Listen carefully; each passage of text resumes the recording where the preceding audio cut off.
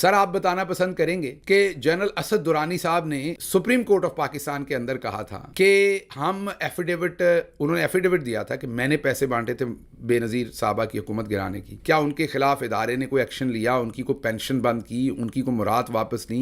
उनके साथ उनके साथियों ने जिन्होंने आइन तोड़ा, जिन्होंने कसम खाई हुई है हल्फ के ऊपर कि हम पॉलिटिक्स के अंदर कोई लेना देना नहीं रखेंगे, हुकूमतें गिराएंगे नहीं, बनाएंगे नहीं, उन्होंने एफिडेविट दिया था। क्या उनके खिलाफ किसी किस्म का कोई एक्शन लिया गया? जनरल बाजवा ने, उनके हवारियों ने जो अभी भी बैठे हुए हैं, अभी भी यूनिफॉर्म में हैं बहुत सारे, उन्होंने 9 अप्रैल को जिस तरीके से इमरान खान की हुकूमत गिराई, उससे पहले जो गाड़ियां लगी, अब बाहर जो प्रिजन वैन्स बुलाई गई, जो सब कुछ किया गया, जो हमारी पार्टी के सीनियर तरीन लोगों को वोट ऑफ कॉन्फिडेंस होने से पहले, क्या फिर speaker national assembly Asad Umar sahab और दूसरे लोगों को जनरल बाजवा ने और आपके सीनियर अफसरान ने प्रेशराइज नहीं किया था कि आज के आज 9 अप्रैल को वोट ऑफ नो कॉन्फिडेंस होगा, फिर वोट ऑफ नो कॉन्फिडेंस होगा? वो किसने किया था सर?